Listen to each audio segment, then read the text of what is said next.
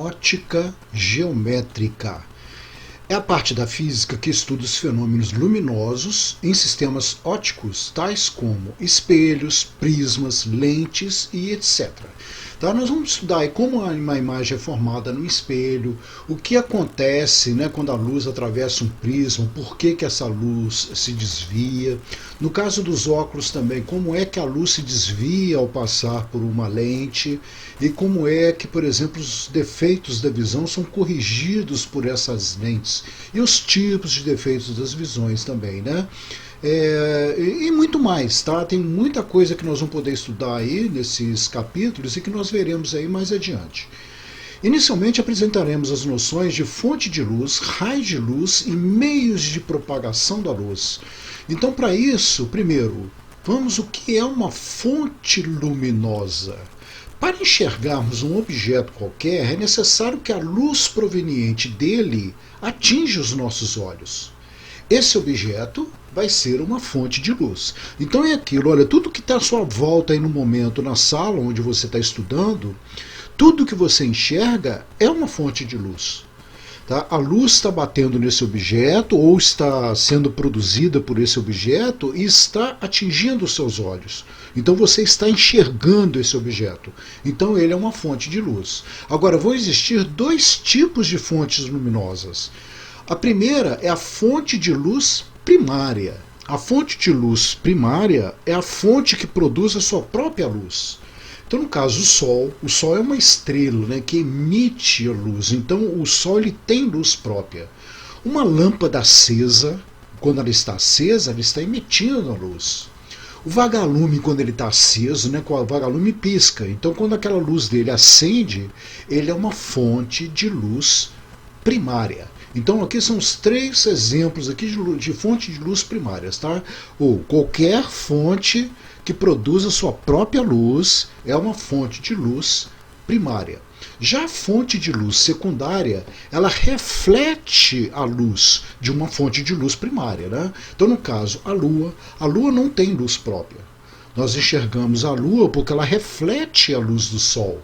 Então é uma fonte de luz secundária. Aqui no caso eu coloquei duas lâmpadas. A lâmpada acesa é a fonte de luz primária. Já a lâmpada apagada é uma fonte de luz secundária.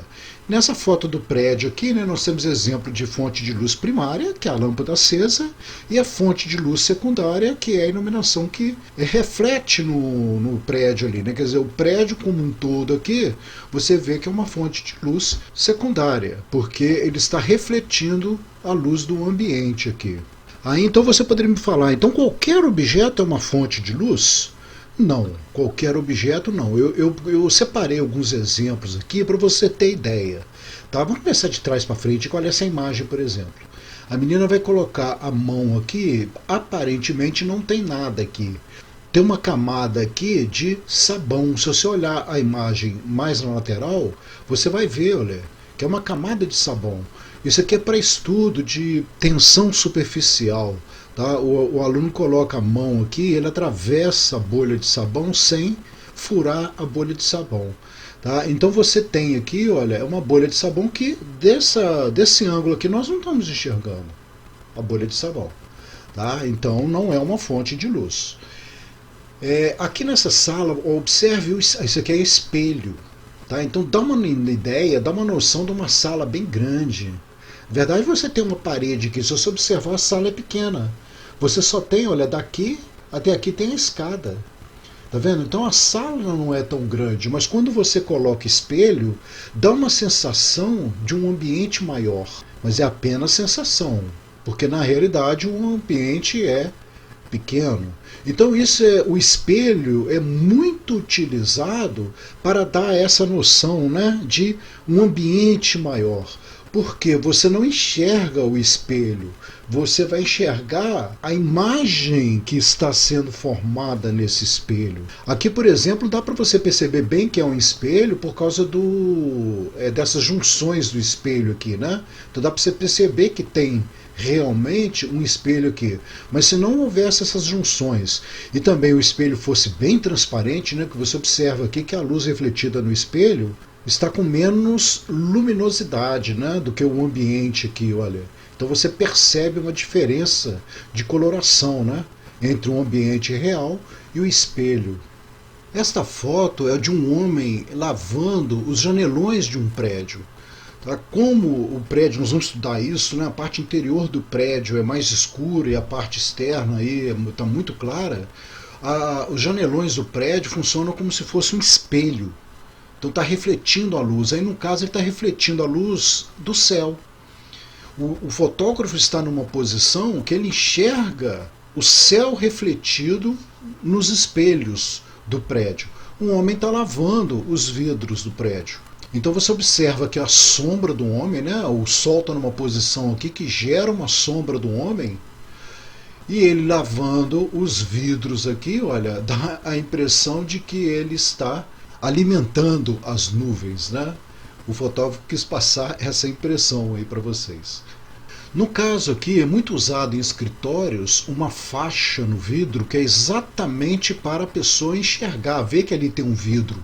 Porque você, quando limpa o vidro, ele fica muito limpo, muitas vezes as pessoas não enxergam o vidro. Está arriscado uma criança ou mesmo um adulto vir aqui, se ele não enxergar o vidro, meter a cabeça no vidro. Então é colocada uma faixa, né, que no caso ele está aproveitando, até botou aqui a propaganda da firma, né, mas é colocada uma faixa em portas de vidro para que a pessoa enxergue que ali tem um obstáculo. Então o vidro transparente aqui não seria uma fonte de luz, porque você pode não enxergá-la, né? A mesma coisa aqui com a vidraça do prédio. Não é uma fonte de luz, você não enxerga a vidraça do prédio. Você está enxergando o céu aqui. Onde que está a vidraça do prédio? Raio de luz. Raio de luz é uma maneira de nós representarmos como a luz está se propagando. Então é uma maneira é uma representação geométrica, né, da luz se propagando. Nós vamos, por exemplo, estudar os espelhos, né, ver como a luz se desvia, como ela se reflete. Isso tudo será representado através de raios de luz. Então, por exemplo, quando eu vou representar uma lâmpada, olha, uma lâmpada ela emite luz em todas as direções. Então eu estou representando aqui, ó, raios de luz emitida por uma fonte pontiforme. Então aqui eu estou te mostrando as várias direções em que a luz está sendo emitida. Direção e sentido. Pincel ou feixe de luz. Um conjunto de raios de luz nós chamamos de feixe de luz. Então imagina que você tem uma lâmpada aqui, né, pontual, né, uma fonte de luz primária pontual, ela está emitindo um feixe de luz, ou seja, um conjunto de raios de luz. Numa fotografia, você poderia chamar isso aí de feixe de luz, olha. É um conjunto de raios de luz. Você vê a direção e sentido da luz, né? A luz está vindo de fora da caverna para dentro da caverna aí. Meios de propagação da luz. Os objetos são vistos com nitidez através de meios materiais como vidro comum, a água em pequenas camadas e o ar. Estes são denominados meios transparentes. O vidro fosco, o papel de seda, o papel vegetal, por exemplo, permitem a visualização dos objetos, mas sem nitidez. Esses nós chamaremos de meios translúcidos. Outros meios, como a madeira, o concreto, não permitem a visualização dos objetos. São os meios opacos. Então nessas imagens aqui, olha, você vai ter um objeto, né? Eu tenho uma foto aqui, observe que no transparente você está vendo a foto inteira aqui. Tá? Um meio transparente, é como se você tivesse um vidro transparente aqui. No meio opaco, olha, é como se eu tivesse colocado uma madeira. Você não vai enxergar a menina aqui, porque eu coloquei uma madeira na frente. Já no meio translúcido, você enxerga a menina, mas não com nitidez. Tá? Fica uma coisa assim meio embaçada, né? É um meio translúcido. Então você tem aí, ó, o meio opaco, a madeira, transparente, a luz passa normalmente, e o meio translúcido, onde a luz passa, mas fica um pouco borrada, né? Ela é um pouco desviada. Princípios da ótica geométrica. Primeiro vamos ao princípio da propagação retilínea das luzes. Nos meios transparentes e homogêneos, a luz se propaga em linha reta. Olha, o que é um meio transparente você já sabe, né? E homogêneo. Significa, por exemplo, uma camada de ar. Tá? Se a camada de ar é homogênea, a luz não irá se desviar, mas o que nós veremos, se a camada de ar estiver mudando a densidade, você pode ter desvios de luz aí. Aqui no caso nós estamos falando de meios transparentes e homogêneos. Então a luz ela se propaga em linha reta. Aqui na foto, né, você tem um laser, ou seja, um feixe de luz se propagando em linha reta. Fenômenos onde fica claro a propagação retilínea da luz. A câmara escura de orifício. Olha, a câmara escura de orifício, ela tem um buraquinho na frente e a luz passa por esse buraquinho. E no fundo da câmera tem tipo papel celofane. E aí você vai enxergar a imagem aqui no fundo da câmera totalmente invertida. Você vê que o homem aqui, olha, ele está de cabeça para cima e na imagem ele vai estar de cabeça para baixo.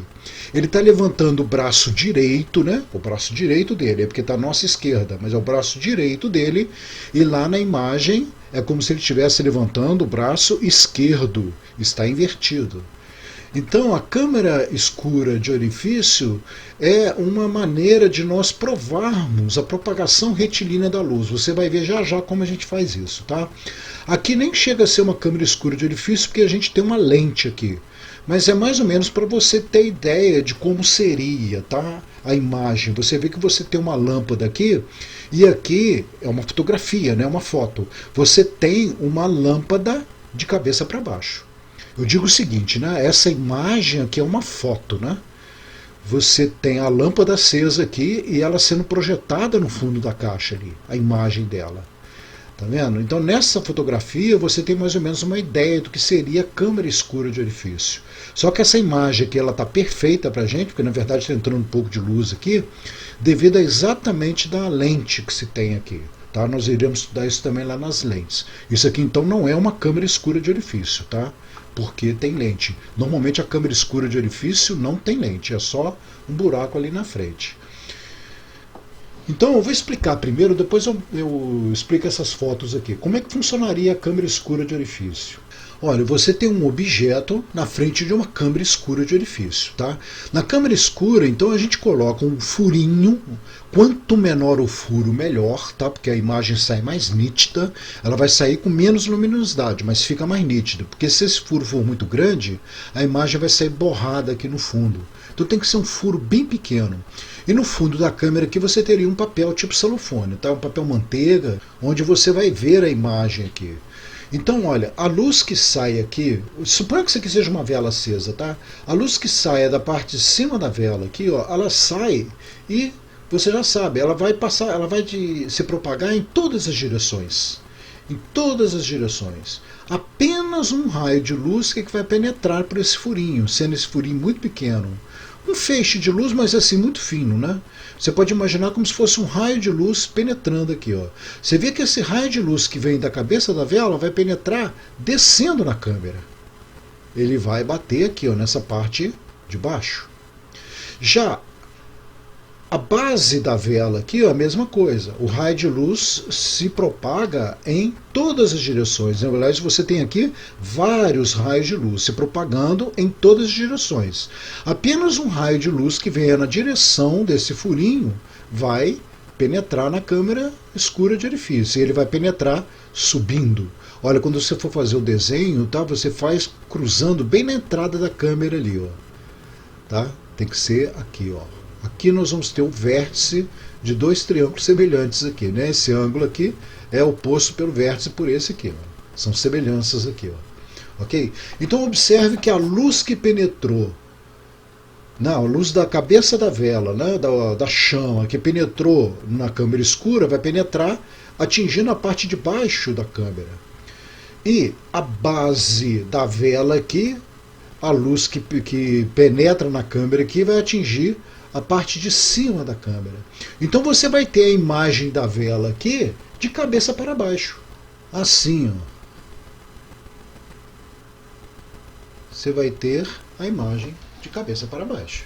Então veja que a imagem projetada no fundo da câmera escura será invertida. Então agora vamos aqui, olha, esse aqui é uma ilustração, né, de um livro bem antigo, ou seja, antigamente eles usavam esse recurso para fazer desenhos. Eles projetavam uma tela aqui, ó. Eles colocavam uma tela onde iria se fazer o desenho, faziam um furinho na parede, né? Quer dizer, você tinha tipo um container, né, para fazer isso, tá? E deixava um pequeno furo aqui e deixava a luz penetrar. E aí então ele conseguia a imagem do exterior, né, de maneira que ele pudesse fazer a pintura aqui, ó. Achei interessante essa fotografia da direita aqui, olha, que você não vê isso, né? A pessoa fez um furinho na parede para que pudesse ver a rua. Então você vê uma sala aqui, olha, que entra apenas a luz da rua. E ele está enxergando a rua aqui, ó, de cabeça para baixo. Tá, mas eu acho que para isso funcionar bem, a parede tem que ser bem fina. Tá? Ele pode ter feito aí, no caso, ter colocado na janela, né? Ele colocou uma camada de madeira bem fina na janela, de maneira que a luz passasse apenas por esse furinho. E aí você vai ter a rua projetada na parede oposta. Então nos slides seguintes aqui, olha, eu vou mostrar como a imagem dessa vela foi projetada lá, no fundo da câmera. Tá vendo? Na verdade, a chama da vela, ela emite luz em todas as direções. Apenas um raio de luz vai penetrar aqui na câmera escura. Tá? É assim, para você fazer o desenho, o ideal é você entrar com apenas um raio de luz aqui nessa direção, né? E a base da vela? A base da vela também vai emitir luzes em todas as direções. Você vai representar apenas um raio de luz penetrando na câmera e subindo. Lembrando-se que os raios de luz que entram na câmera, né, eles têm que entrar exatamente se cruzando aqui na entrada da câmera. Olha, então você vai ter assim, olha, a imagem. É o raio de luz da parte de cima da vela, que entra descendo, e o raio de luz da parte de baixo da vela, que entra subindo. E aí então você terá a imagem de cabeça para baixo no fundo da câmera. Então eu vou aproveitar aqui para nós já irmos dando os nomes ao que interessa, tá? O objeto, por exemplo, que está na frente da câmera, ele vai ter um certo tamanho. Nós vamos chamar esse comprimento de objeto de O. Tamanho do objeto, O de objeto. Chamaremos de I o tamanho da imagem. Tamanho da imagem. Chamaremos de P a distância do objeto até a câmera. Olha bem, hein? É até a entrada aqui da luz na câmera. Então essa distância aqui do objeto até a câmera nós chamaremos de P. E de P' será a profundidade da câmera. Você pode estar perguntando, mas por que P, P'? Vocês vão, mais na frente, vocês vão achar simples isso. Tá? É porque na ótica, principalmente quando a gente estuda lentes e espelhos, nós chamamos de P exatamente a distância do objeto até a lente ou até o espelho, e P' a distância da imagem até o espelho. Então eu já estou colocando esses nomes aqui para você ir acostumando. Eu poderia chamar aqui, ó, a altura do objeto de H, a distância do objeto até a câmera de D, né, a profundidade de D', o tamanho da imagem aqui, sei lá, um X. Eu poderia estar usando aí outros nomes, tá? Mas é porque aqui são os nomes que nós iremos usar na ótica com mais frequência. Então eu já estou dando essa introdução aqui. Bom, e você vai observar também que isso aqui são triângulos semelhantes. Aqui você vai ter um ângulo oposto pelo vértice. Olha, alfa, alfa, né? São ângulos opostos pelo vértice. Nós teremos aqui, então, dois triângulos semelhantes. Né? Lógico que os comprimentos diferentes aqui, né? Eles são semelhantes. Observe que aqui nós temos a base do triângulo maior, aqui a base do triângulo menor. A altura do triângulo maior, a altura do triângulo menor. Então, como esses dois triângulos são semelhantes, vamos nomeá-los aqui. Ó. Eu tenho um triângulo 1 e um triângulo 2. O triângulo 1 é semelhante ao triângulo 2. Então você pode fazer qualquer relação aqui entre eles, né? Tipo assim, a altura do objeto pela distância do objeto até a câmera, se você fizer essa razão, vai ser igual à altura da imagem pela distância da imagem até a entrada da câmera aqui. Ou seja, olha, O está para P, assim como I vai estar para P'. Tá? Olha, você tem sempre que fazer assim. Quando você está trabalhando aqui ó, com a base do triângulo, ó, base dividido pela altura. Então aqui também vai ter que ser base dividido pela altura. Você não pode fazer base pela altura e pegar aqui a altura pela base. Tá? Tem que ser na mesma ordem, né? Então você pode fazer qualquer relação aqui. Você pode fazer, por exemplo, ó, a altura do objeto está para I, que é a altura da imagem, assim como a base maior estará para a base menor. Tá? Então você teria O sobre I é igual a P sobre P'. Você pode trabalhar também do menor para o maior.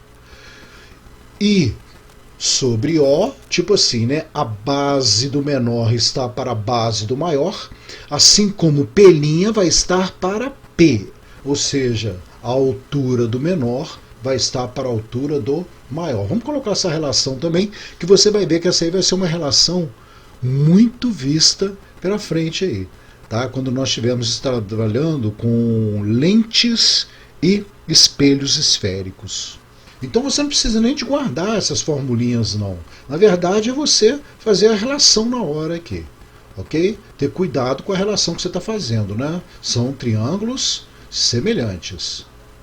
Então vamos aos exercícios de aprendizagem. Uma pessoa de 1,80 m de altura encontra-se a 3 metros de uma câmara escura de orifício.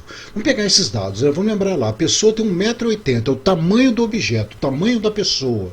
Então, solução, O vai ser igual a 1,80 metros. Encontra-se a 3 metros da câmera escura, quer dizer, ela está na frente da câmera, nós vamos chamar de P, né? A distância da pessoa até a câmera, ou do objeto até a câmera. Sendo o comprimento da câmera de 30 centímetros, ou seja, a profundidade da câmera, nós chamaremos de P'.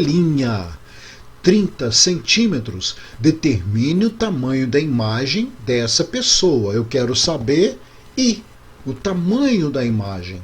Então vamos ao esqueminha, né? Você teria aqui a pessoa a uma certa distância da câmera, a câmera tem uma certa profundidade e aqui estaria sendo formado a imagem da pessoa. Então vamos fazer aquela relação, olha, o tamanho da imagem da pessoa dividido pelo tamanho da pessoa vai ser igual à profundidade da câmera, que é a altura do triângulo menor, dividido pela distância da pessoa até a câmera, que é P. Então nós teremos I sobre O é igual a P' sobre P. Substituindo agora, você vai ter, olha, I está para O, que é 1,80 metros, P' 30 centímetros e P 3 metros. Observe, você tem que estar olhando, né, as unidades. Observe que aqui não vai ter problema, porque metro com metro vai simplificar. Vai sobrar centímetros. Ok? Então não tive que transformar nada. Você até poderia transformar, tá? Mas você estaria fazendo mais conta aí. Não há necessidade. Então nós vamos simplificar aqui, olha, metro com metro. 30 dividido por 3 vai dar 10. Passa 1,8 multiplicando, você vai ter 1,8 vezes 10. A resposta será em centímetro, então nós temos aqui como resposta 18 centímetros. Simples, né? Número 2. Um edifício projeta no solo uma sombra de 30 metros. No mesmo instante, um observador toma uma haste vertical de 70 centímetros, né, e nota que sua sombra mede 50 centímetros. Qual é a altura do edifício? Então vamos lá, vamos tentar fazer um esquema aqui para você enxergar melhor, tá? propagação retilínea da luz. Você tem um prédio com uma certa altura, que eu quero descobrir qual é a altura desse prédio, e uma haste de 70 centímetros, né, 0,7 metros que eu coloquei aqui. Ele fala que o prédio ele gera uma sombra de 30 metros, já essa haste vai gerar uma sombra de 50 centímetros. Olha, essas sombras são proporcionais, porque a sombra é devido à luz do Sol, né, que está lá no infinito. O Sol está lá no céu, no infinito para a gente, e os raios de luz, como a fonte de luz está no infinito, esses raios de luz eles vêm como se estivessem paralelos para a gente. Então, olha, vai ser formada aqui uma sombra de 30 metros do prédio e uma sombra de 50 centímetros da haste. Propagação retilínea da luz. Olha, e esse ângulo aqui, eles serão iguais. Não, o Sol são retas paralelas aqui. Então nós temos aqui, olha, são dois triângulos semelhantes. Então vai ser formados aqui, olha, eles têm o mesmo ângulo aqui, tá? Os ângulos são iguais e os lados serão proporcionais aqui. Então você pode fazer qualquer relação aqui. Por exemplo, 30 está para H, assim como 50 está para 0,7. Ou então H está para 30, assim como 0,7 está para 50. Olha, aí você tem, mas aqui está metro e aqui está centímetro. Vamos fazer a relação, a gente vê se vai ter que transformar ou não. Então vamos fazer assim, olha, a altura do prédio está para o comprimento da sombra, assim como a altura da haste vai estar para o comprimento da sombra da haste. Então você tem que H sobre 30 metros é igual a 0,7 metros por 50 centímetros. Observe que metro com metro não vai poder simplificar aqui. Quando você passar o 30 metros multiplicando, aqui vai ficar metro quadrado. Então, para simplificar, ou eu passo 30 metros para centímetro, eu posso simplificar aqui centímetro, ou passo 50 centímetros para metro, eu poderia simplificar metro com metro, ficaria metro. Tá? Eu vou passar o seguinte, esse 0,7 metros eu vou chamar de centímetro, vai ser 70 centímetros. Aí eu vou poder simplificar aqui, ó. Então vamos fazer isso, olha, H sobre 30 metros é igual a 70 centímetros sobre 50 centímetros. Eu posso simplificar 0 com 0 aqui, centímetro com centímetro. Ficou simples agora, né? Passo 30 multiplicando, eu terei que H vai ser 30 vezes 7 dividido por 5. 30 por 5, 6. 6 vezes 7, 42 metros. É a resposta do problema. Propagação retilínea da luz. Né? Basta você procurar aí semelhança de triângulos. Número 3. Eu fiz assim um pouquinho mais complicado, tá? Porque se o seu professor quiser complicar, ele pode. Tá? Mas é aquilo, né? Você tem. Não é difícil, ok? Não é tão simples quanto os anteriores. Mas você vai ver aí a maneira de se resolver esse tipo de problema. Usando uma caixa de sapatos de 10 centímetros de profundidade, uma jovem estudante constrói uma câmera escura. Querendo medir a altura de um edifício, ela se coloca a uma certa distância desconhecida do edifício e mede a altura da imagem obtida no fundo da caixa, achando 5 centímetros. A seguir, a jovem afasta 10 metros do prédio e dessa vez ela obtém uma imagem de 4 centímetros. As figuras seguintes, que estão fora de escala, ilustram todo o processo. Determine a altura do edifício. Então, olha só, ela se coloca a uma certa distância, ela está querendo medir a altura do edifício. Tá? Então, ela se coloca a uma certa distância do edifício, coloca a câmera escura e observa que a câmera escura dá para ela uma imagem de 5 centímetros. Ela conhece apenas a profundidade da câmera e a altura da imagem. E aí o que ela faz então? Ela se afasta 10 metros dessa distância, tá? A seguir a jovem afasta 10 metros do prédio.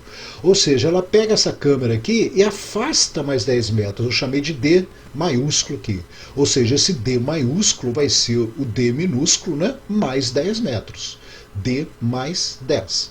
Quando ela afasta esses 10 metros a mais, Tá? A imagem passa a ter 4 centímetros. Com a mesma câmera, você passa a ter uma imagem de 4 centímetros. Aí pergunta-se qual é a altura do prédio. Então vamos à solução. Olha, eu tenho então que esse D maiúsculo, né, vai ser o D minúsculo mais 10, que ela se afastou. Tá? Eu quero saber a altura do prédio. Observe que a altura do prédio é igual aqui e aqui. A profundidade da câmera é igual aqui e aqui. Isso vai facilitar para a gente. Tá? Então vamos concentrar aqui no primeiro problema aqui, tá? Quando ela estava ainda a uma distância D do prédio. O que você teria aqui? Ó? Você pode ter assim, ó, a altura do prédio está para a distância do prédio, assim como a altura da imagem vai estar para a profundidade da câmera. Vamos fazer isso, olha. H está para D, assim como a altura da imagem 5 está para 10, que é a profundidade da câmera. Olha, centímetro com centímetro, você pode simplificar aqui, né?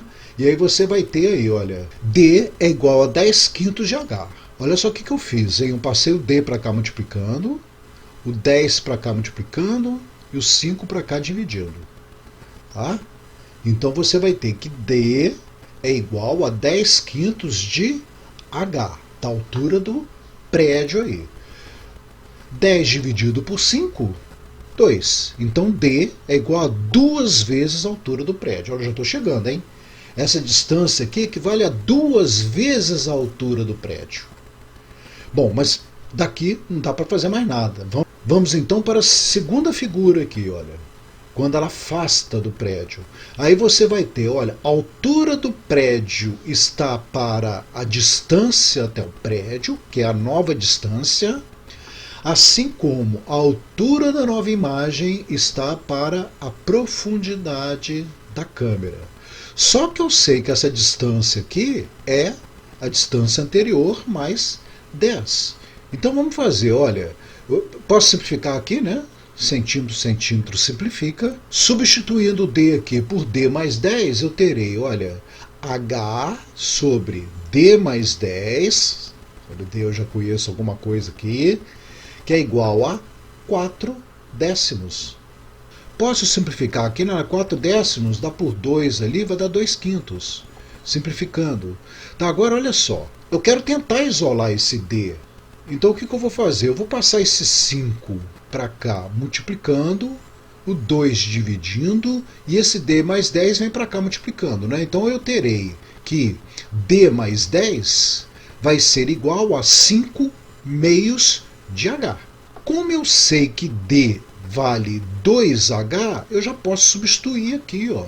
Eu terei 5 sobre 2 não dá 2,5?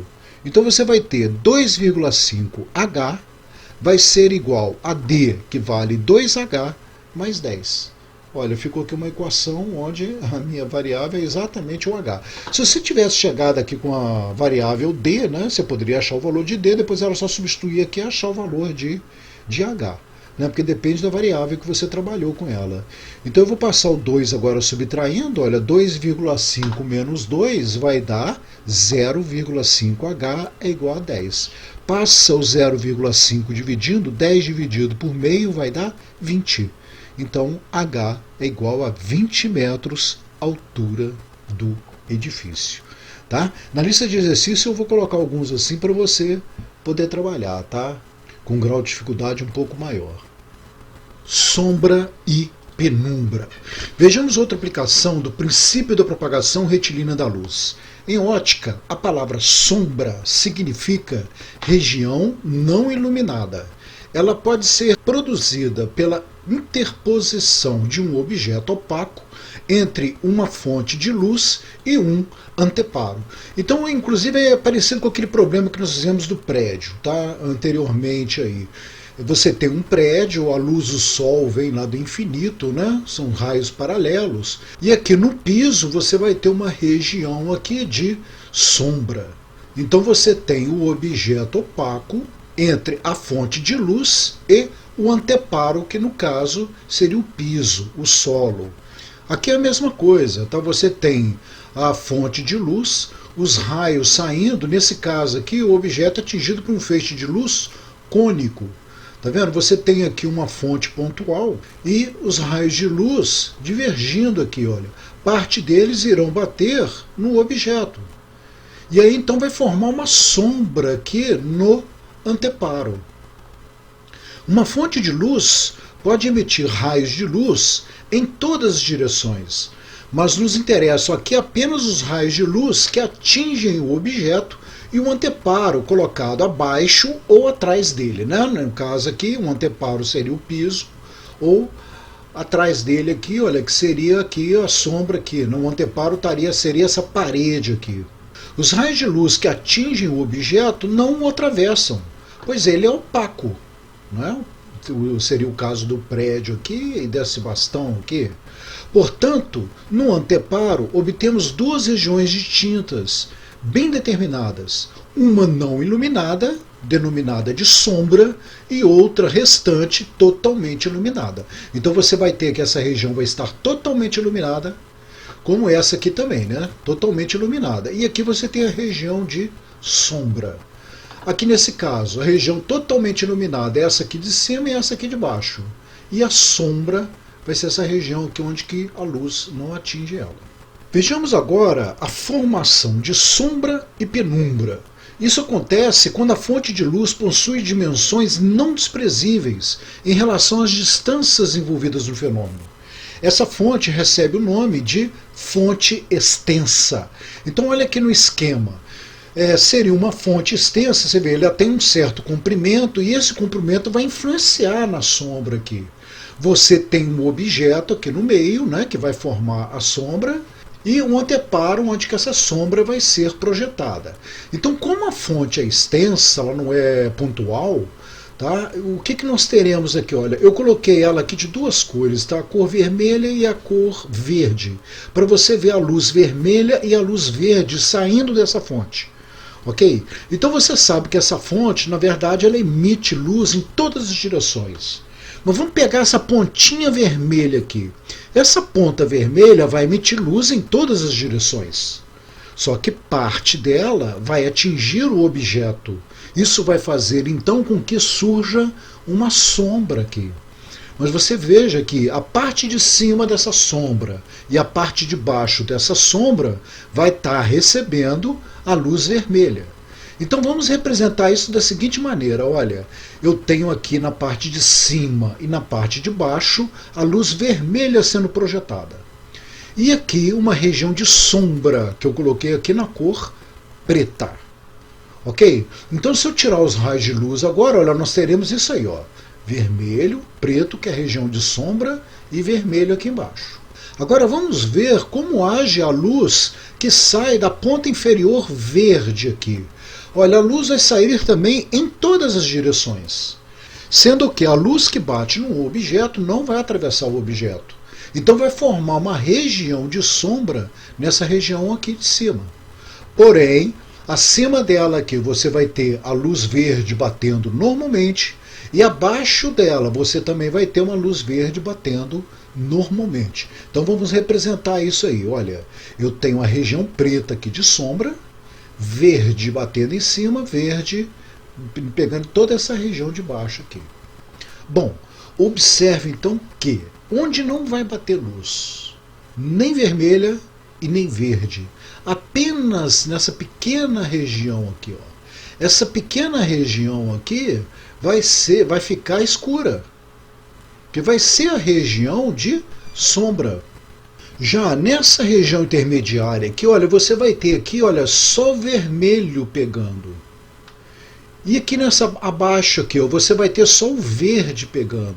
Então nessa região onde que você só pega uma cor, né, o vermelho, e nessa região onde que você só pega outra cor, que é o verde, você vai ter a região de penumbra, porque você vai estar vendo apenas parte da fonte de luz. Então esta será a região de penumbra. Já as outras regiões, olha aqui em cima, você está enxergando vermelho e verde, ou seja, você enxerga toda a fonte. A mesma coisa acontece com essa parte de baixo aqui, olha, você recebe o vermelho e o verde, então você vai estar enxergando toda a fonte. A região de penumbra está uma região de sombra, só que a luz atinge ela. Já a região de sombra total, não. A luz não vai estar atingindo ela. Então, ela vai ser uma região de sombra mesmo. Então, aqui na sequência, agora, eu vou colocar todos os raios saindo aí. O raio vermelho, o raio verde, né? Eu vou ver se, na hora de imprimir, eu imprimo essa tela para vocês, né? Na impressão da aula, para você ter ideia aí. E observe o seguinte, olha, forma aqui, então, um cone, o cone de sombra.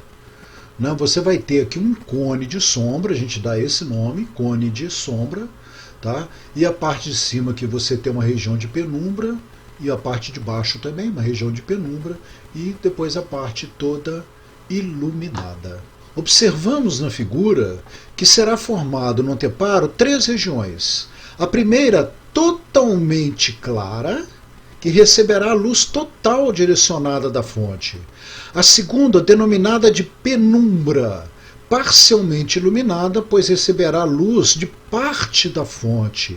E a terceira, denominada de sombra, que não receberá luz da fonte. Então, na hora que você for fazer um desenho, você faz o seguinte, você coloca uma fonte extensa, você vai ter o objeto entre a fonte e o anteparo, e você faz o seguinte, ó, pega a parte de cima da fonte, joga a luz tangenciando a parte de cima do objeto, até atingir a parede. E a mesma coisa você faz pegando lá a parte de cima da fonte e tangencia a parte de baixo do objeto. Tá vendo? São esses 2 raios vermelhos aqui, ó, tangenciando a parte de cima e tangenciando a parte de baixo. E faz a mesma coisa com a luz que vem da parte de baixo da fonte. Olha, tangencia a parte de cima do objeto e tangencia a parte de baixo do objeto. E aí você vai ter um cone de sombra, a região de penumbra e a parte completamente iluminada exterior aí. Eclipse solar. Agora vai ficar mais fácil de você entender os eclipses. Olha, vamos falar primeiro no eclipse solar. O nome eclipse solar diz o seguinte, você tem que estar olhando para o Sol. A Lua vai entrar entre o Sol e a Terra. Então, quando isso acontecer, a Lua vai fazer uma sombra na Terra.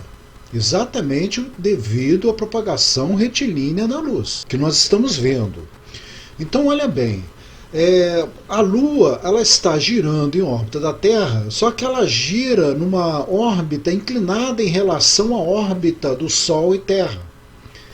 Então, nem sempre vai ter o eclipse solar, né? Porque a Lua dá uma volta em torno da Terra em 27 dias e um pouquinho mais. E se esses planos coincidissem, todo mês a gente ia ter eclipse. Você sabe que nós não temos eclipse todos os meses. Então só ocorrerá eclipse quando esses planos coincidirem. Então eu coloquei aqui mais ou menos, para ver se você entende, tá? Essas linhas aqui são exatamente assim, os pontos onde que esses planos estariam coincidindo. Olha, poderia ter um eclipse aqui nessa posição, tá? Eles estão no mesmo plano. Porém, a Lua não vai estar atrás da Terra aqui, ó. Você tem o Sol iluminando a Terra estaria gerando uma sombra aqui. Porém, pela posição que a Lua está, ela não está nessa região de sombra. Então você não vai estar vendo eclipse. A mesma coisa a parte de cima aqui, ó, a Lua, né? A Lua estaria girando. Se a Lua estiver nessa posição aqui, ela não vai estar gerando uma sombra aqui na Terra. Então não adianta. Tá? Para que ocorra o eclipse, você tem que ter isso aqui, olha. A Terra, a Lua e o Sol, eles têm que estar alinhados e, coincidentemente, eles têm que estar no mesmo plano. Aí sim vai ocorrer o eclipse. Tá? Então eu coloquei aqui na primeira imagem aqui, né? Você já tem o eclipse aqui, a gente chama eclipse solar, né? Você está olhando para o Sol, a Lua entra em frente, tá? E a Lua então vai estar projetando uma região de sombra e uma penumbra. Tá vendo? Agora nós vamos fazer o desenho aí para representar isso aí melhor.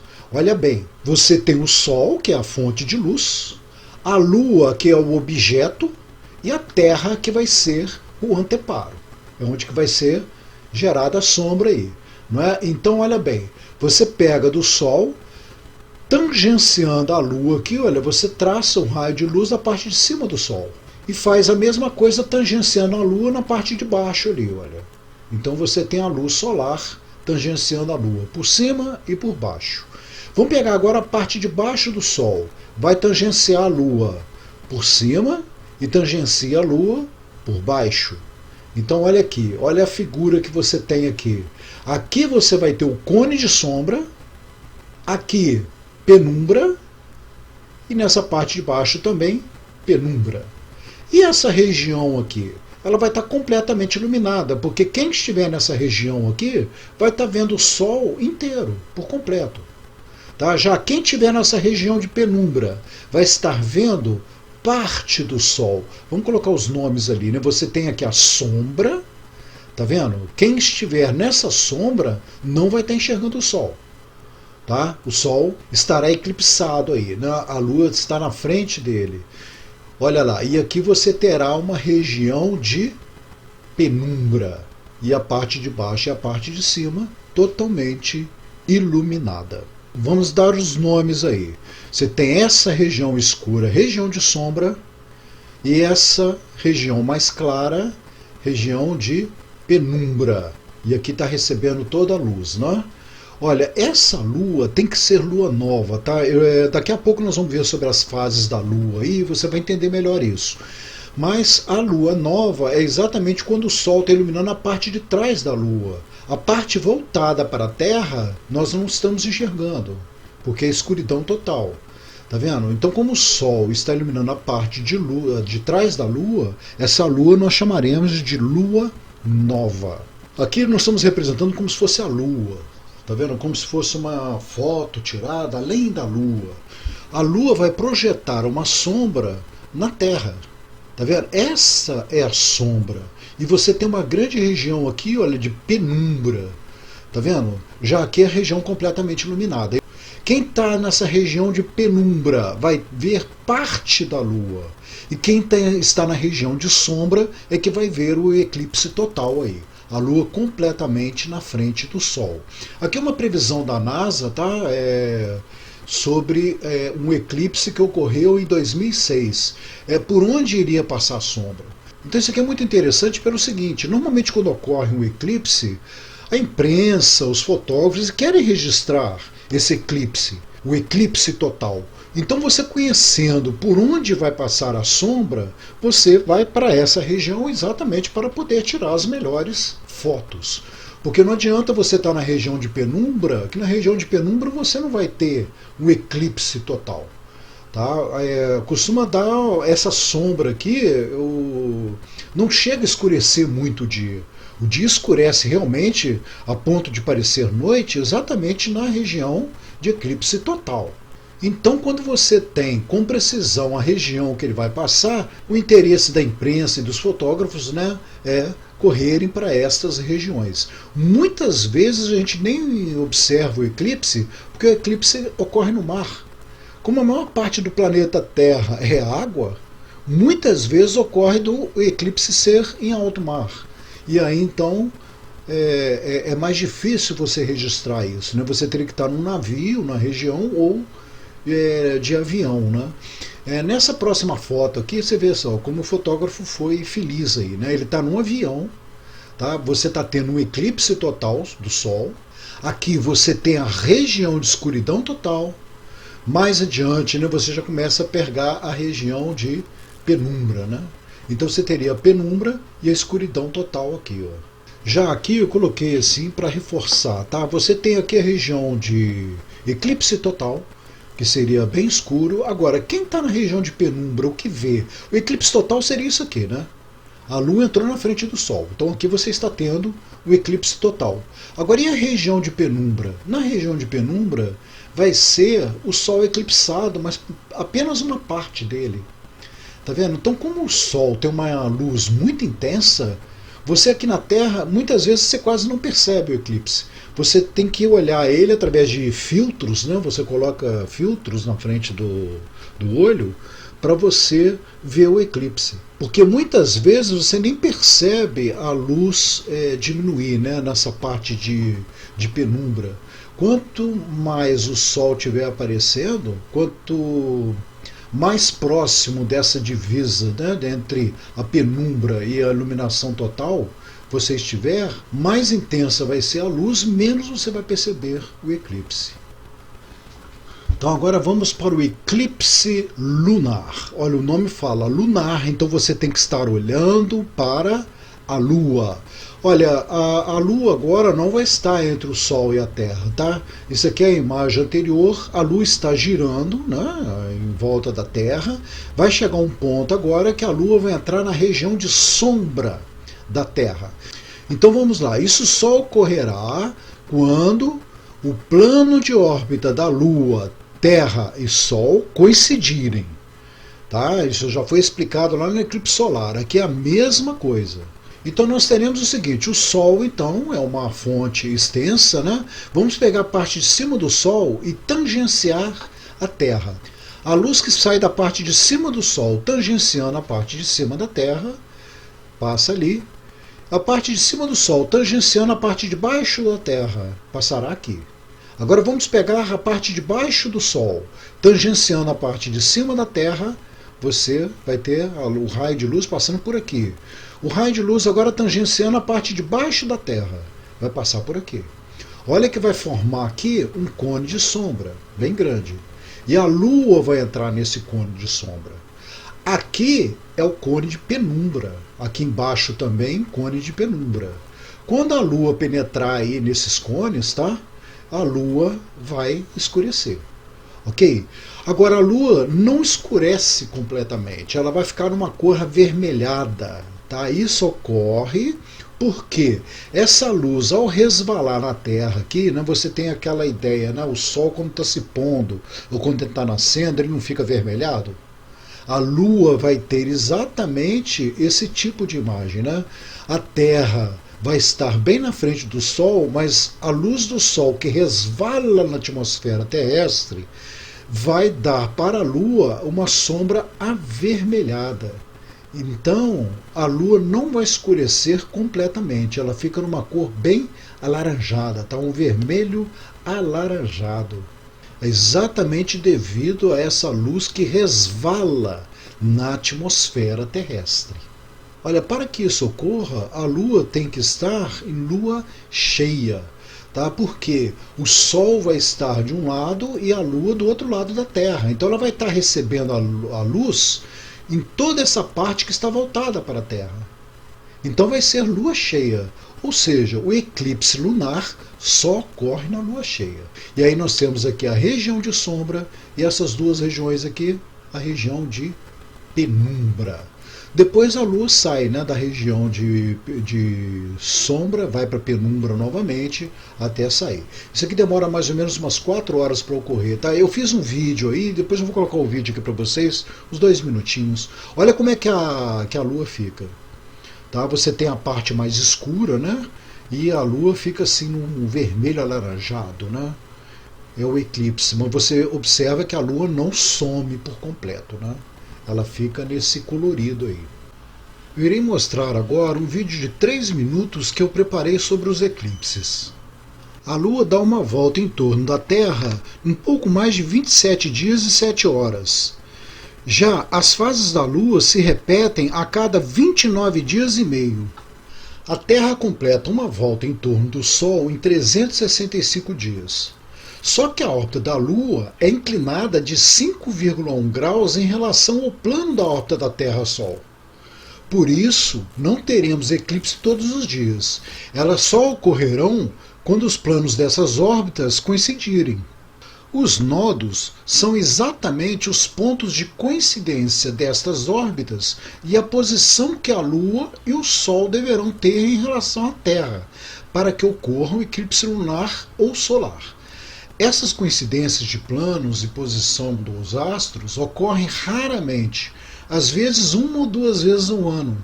E como a maior parte do planeta Terra é água, muitas vezes a observação deste fenômeno irá ocorrer nos oceanos, longe dos continentes, e aí fica mais difícil o registro. Na imagem você está vendo o eclipse do Sol. Você deverá estar olhando para o Sol, claro que com proteção para a vista, né? Para ver a Lua entrando na frente do Sol. Uma observação interessante e importante aí é que será lua nova, pois o Sol estará iluminando a parte de trás da Lua, que é a parte que não está voltada para a Terra. Observa-se também a coroa solar, que é a atmosfera superior do Sol, podendo só ser visível durante o eclipse solar. O eclipse total durará no máximo de 5 a 7 minutos. Já o eclipse lunar, você deverá estar olhando para a Lua, para ver a sombra da Terra projetada na Lua. A Lua ficará com uma cor vermelha-alaranjada, isto porque a dispersão da luz que resvala na atmosfera terrestre tenderá para uma cor avermelhada.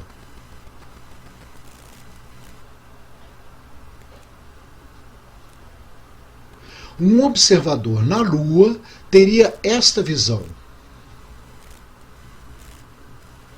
Observe o solo lunar avermelhado.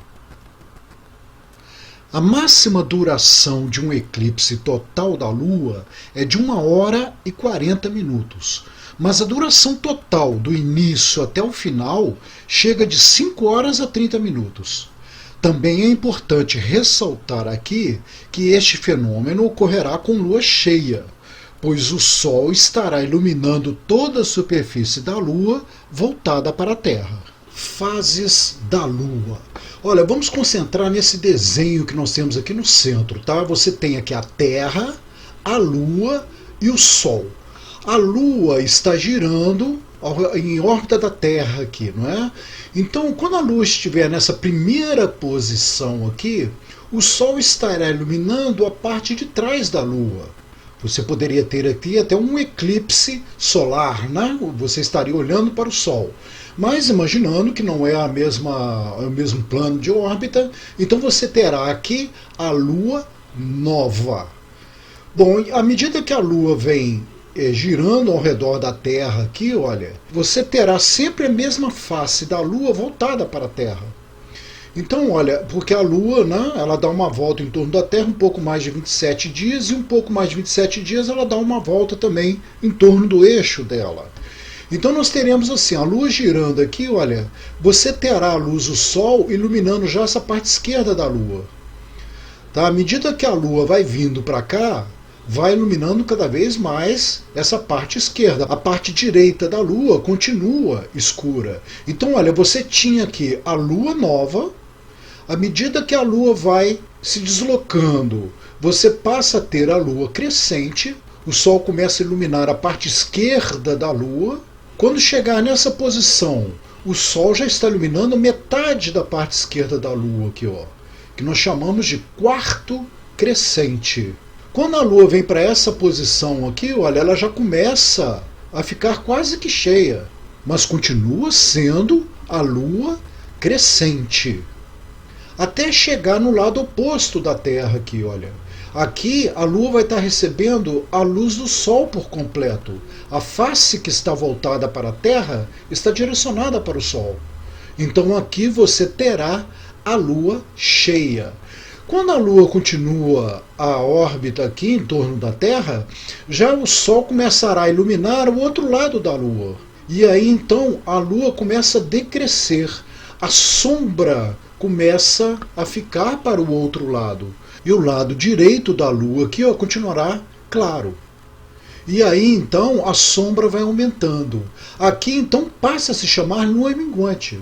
Quando a metade da Lua estiver na sombra, já passa a se chamar quarto minguante. A sombra que vai estar maior, lua minguante, e retornará para a lua nova o momento em que o Sol estiver atrás da Lua. Nós veremos no próximo slide, tá? Do jeito que está sendo colocado aqui, é a maneira que nós vemos aqui no hemisfério sul. Porque no hemisfério norte é o contrário. Você vai entender isso mais adiante aí. Tá? Aqui no hemisfério sul, quando a gente vê a Lua crescente, para a gente parece a letra C. Tá vendo? C crescente.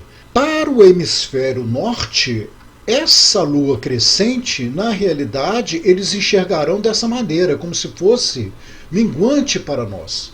Mas para quem mora no hemisfério norte, a Lua crescente vai lembrar a letra D e não a letra C. Tá, eu falo D e C assim, né? Porque quando você, aqui no Polo Sul olhando, o lado esquerdo está preenchido, olha, o lado esquerdo vai lembrar a letra C. Quando o lado direito está preenchido, vai lembrar a letra D.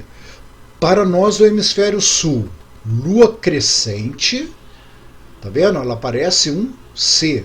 E lua minguante vai aparecer a letra D. Então, assim, você olhando a lua no céu, você identificará facilmente se é crescente ou se é minguante. Olha, para nós aqui no hemisfério sul, essa lua do lado esquerdo aqui, né, vai lembrar a letra C, é uma lua crescente. Já a lua do lado direito vai ser a lua minguante. Ela vai lembrar mais a letra D de dado. Já para o hemisfério norte, é ao contrário. Agora vamos ver por que isso acontece. Observando essa figura aqui em cima, você olhando a letra C, a parte esquerda do seu olho vai estar clara, né? É a parte preenchida aqui, ó, é o lado esquerdo. A letra D de dado, a parte preenchida é o lado direito. Ou seja, nós vamos representar da seguinte maneira, tá? Olho esquerdo preenchido, né? Na direção do olho esquerdo preenchido é a letra C. Na direção do olho direito preenchido é a letra D de dado. Como é que eu vou representar nós olhando? Tá? Eu vou colocar assim, olha, o nosso lado esquerdo é vermelho, o lado direito é amarelo. Então eu tenho aqui o olho esquerdo e o olho direito, né? Imagina, você está olhando para a tela e tem um sujeito aqui olhando para você. O olho esquerdo dele está na direção do seu olho direito, né? Porque você está olhando para a tela. Vocês estão aí, olha, 180 graus um do outro. Então, o olho esquerdo é vermelho e o olho direito é o amarelo. Se você virar de costas, né, você vai dar um giro aí de 180 graus. Olha, aqui eu representei seu cabelo, já não estou vendo mais os seus olhos. Então, os seus cabelos aqui. O seu lado direito passou para esse lado aqui, ó, lado direito, e o seu olho esquerdo vai estar desse lado esquerdo aqui, né, porque aqui você está de costas. Vou te colocar agora aqui no hemisfério norte da Terra, você olhando para essa lua que está aqui. Nesta posição, olha, o lado preenchido da lua aqui vai equivaler ao lado esquerdo do seu corpo. Ou seja, você está vendo o lado preenchido como o lado do seu olho esquerdo. Então seria a letra C. Para quem está no hemisfério norte, a letra C eu falei que é a lua minguante. Então no hemisfério norte está vendo a lua minguante. Bom, então vamos fazer uma viagem rapidamente lá para o hemisfério sul. Olha, você está direcionando para o hemisfério sul. Então quando você chegar aqui embaixo, o que vai acontecer? Você vai estar de costas em relação, né, ao referencial que nós estamos aqui. Olha, você veio andando e chegou aqui no hemisfério sul. Como você agora está ao contrário, os seus olhos estão para o outro lado, para você enxergar essa lua, você não vai ter que virar? Porque você está de costas para a lua. Então, dá a volta de 180 graus aqui. Vamos virar. Olha, viramos. O seu lado direito agora, né? O lado amarelo é o lado direito. O seu lado direito é que vai estar preenchido. Então você vai estar vendo aqui a letra D de dado. Lado direito preenchido, letra D de dado. Lua minguante. Vê que a lua é minguante para quem está no hemisfério norte e para quem está no hemisfério sul. Só que o minguante para o hemisfério norte é o C. E o minguante para o hemisfério sul é a letra D. Nós aqui no Brasil estamos no hemisfério sul, né? Então a gente acompanha essa regra. C para crescente e D para minguante. Então, só de curiosidade, tá? Hoje eu vi, exatamente coincidência, tá? Eu estava trabalhando com isso e hoje eu vi na abertura da tela do meu Windows aqui, tinha essa foto. Aí eu fiquei cismado com ela, olhei assim, olha, aqui você tem uma lua cheia. E aqui, aparentemente, o sol acabou de se esconder. Final de tarde. Então essa lua não poderia estar cheia. Porque, olha, da posição, se o sol escondeu aqui e essa lua vai esconder também, a Lua aqui era para estar preenchido o lado esquerdo da Lua. Como essa aqui é a ponte de São Francisco, né, nos Estados Unidos, é hemisfério norte, seria uma Lua minguante, né? Se o Sol estivesse escondendo, ele estaria iluminando a parte esquerda da Lua. Ok? Então, para mim, isso aqui é uma montagem. Tá? Eu até entrei lá, né, no Google Maps para ver essa ponte, aí você vê realmente o Sol esconde nessa região. Tá vendo? É como se o Sol estivesse escondendo ali. Agora, pode acontecer também do seguinte, a foto ser real, você está com lua cheia, só que aí o Sol deveria estar nascendo. A Lua está se pondo, o Sol estaria nascendo nas costas do fotógrafo aqui, né? Porque o fotógrafo está olhando para onde se põe. Ou seja, nas costas dele estaria o Sol nascendo para iluminar a Lua, e aí sim seria a Lua cheia. Então realmente eu não sei se a foto é real ou não, se isso aqui é uma montagem. Tá? Por quê? Se for de madrugada, isso aqui pode ser iluminação da cidade. Eu não sei se é. Agora, se essa iluminação for do Sol, porque o Sol acabou de se pôr, isso significará que essa foto é uma montagem.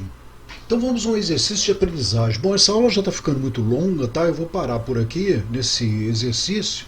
Eu queria mostrar mais coisas, mas eu vou deixar realmente para a próxima aula. Você tem aí, durante o eclipse solar, um observador.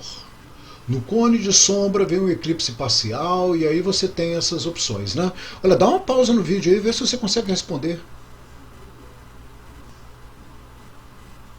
Continuando então, eu vou resolver. Tá? Você tem assim, o que é aqui? Cone de sombra. O cone de sombra é exatamente onde que você vai ter o eclipse total aqui, ó. No cone de penumbra você vai ter aqui o eclipse parcial. E aqui você tem a região completamente iluminada. Então ele fala, no cone de sombra vê um eclipse parcial. Não, no cone de sombra é o eclipse total. Na região de penumbra vê o eclipse total. Não, porque aí é parcial, está invertido aqui. C. Na região plenamente iluminada vê a Lua eclipsada. Não, porque na região plenamente iluminada você não vai ver o eclipse. Você vai ver o Sol inteiro. Na região de sombra própria da Terra, vê somente a Lua. Olha aqui, sombra própria da Terra é essa sombra aqui atrás, ó. Não tem nada a ver, tá? Você teria que estar vendo aí um eclipse lunar. É a região de sombra da Terra. E na letra E, na região plenamente iluminada, não vê o eclipse solar. Esta é a resposta correta. Tá bom? Então, como eu falei, né, tinha muito mais coisa para poder falar aí, mas eu vou falar então na próxima aula. E olha, tem uma lista de exercício anexa aí, desenvolva ela.